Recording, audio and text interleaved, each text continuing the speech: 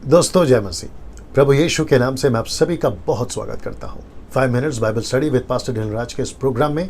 और आज का जो विषय है मैं आपके बीच में रखने से पहले मैं आपको बता दूं कि मेरी यूट्यूब चैनल अगर आप पहली बार देख रहे हैं, पहली बार सुन रहे हैं, मुझसे आज पहली बार जुड़े हैं और आपने सब्सक्राइब नहीं किया है तो आप सब्सक्राइब कर सकते हैं।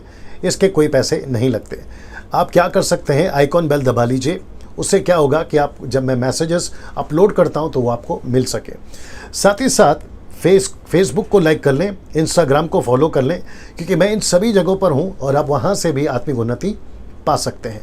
आज का विषय दोस्तों बहुत दिलचस्प है, मैं आपके बीच में रखने जा रहा हूं और मैं आपको बताऊं कि आज जिस विषय पे हम बात करेंगे वह है 5 बुनियादी मसीह सिद्धांत।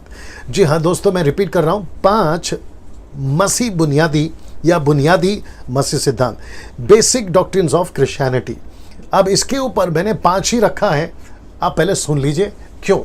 बहुत ज़्यादा हो सकते थे लेकिन मैंने 5 ही रखा है।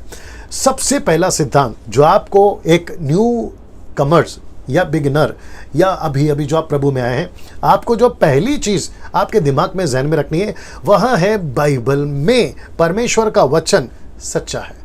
बाइबल करप्ट नहीं है, परमेश्वर का वचन करप्ट नहीं है, इसमें कोई मिलावट नहीं है। ट्रांसलेशन हजारों में हो सकते हैं लेकिन स्क्रिप्चर में कोई गड़बड़ नहीं है।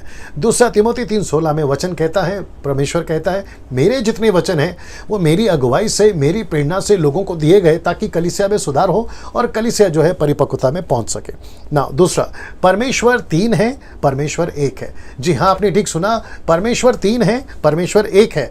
ट्रायून गॉड, आप उसको जो जब सिद्धांत में आते हैं ट्रायून गॉड, जिसमें पिता पुत्र पवित्र आत्मा आते हैं, तो वो 3 व्यक्तित्व है, 3 पर्सनालिटी है, लेकिन वो एक परमेश्वर है। अब इसको समझने के लिए उत्पत्ति 1 का 1 से 3 तक में आपको पता चल जाएगा। एक उदाहरण भी दूंगा लेकिन पहले इसको देख लीजिए।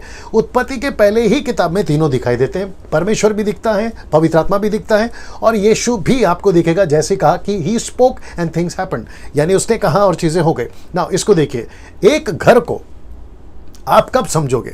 आप नए घर में जितना रहोगे आप उतना समझोगे, कौन सा कमरा कहाँ है, कौन सा कमरा कहाँ नहीं है, कौन सी चीज़ें कहाँ हैं। वैसे ही आप बाइबल को तभी समझोगे जब आप बाइबल को पढ़ोगे।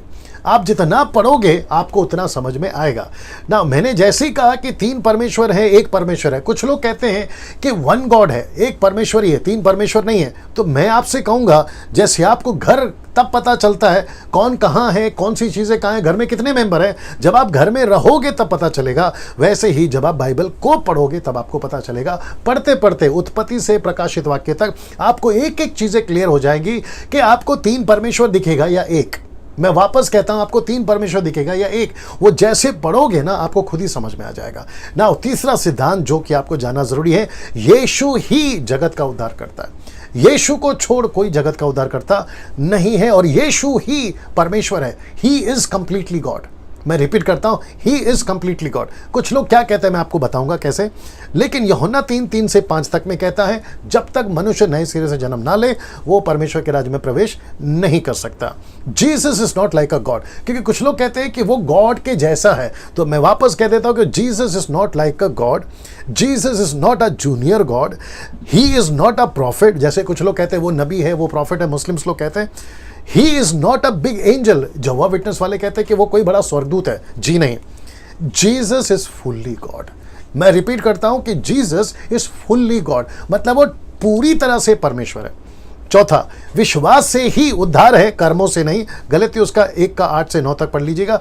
विश्वास से ही आपका उद्धार होता है, कर्मों के द्वारा नहीं। आपको ऐसा कोई एफर्ट नहीं करना है, आपको कोई ऐसा दान कर्म नहीं करना है जिससे आपको उद्धार मिले। विश्वास करना है यीशु के ऊपर और आपका उद्धार हो जाएगा। वचन देखिए क्या कहता है, क्योंकि विश्वास के द्वारा अनुग्रह से तुम्हारा उद्धार हुआ है, यह तुम्हारी ओर से नहीं वरना परमेश्वर का दान है, और ना कर्मों के कारण, ऐसा ना हो कि कोई घमंड करे। 5वां, मरने के बाद हम सबको परमेश्वर के सामने खड़े रहना है। इब्रानियों उसका 9 का 27 जो कि कहता है जैसे मनुष्य के लिए एक बार मरना और उसके बाद में न्याय का होना नियुक्त है।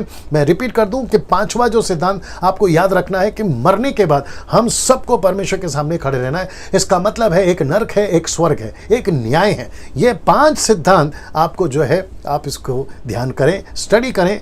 और मैं चाहता हूं कि आपको यह भी बताता जाऊं कि अगला वीडियो जब आप तक पहुंचता है तो आप उसको शेयर करें, सुने, स्टडी करें और अपनी आत्मिक उन्नति करें। अगले वीडियो के साथ फिर मुलाकात होगी, तब तक के लिए नमस्ते।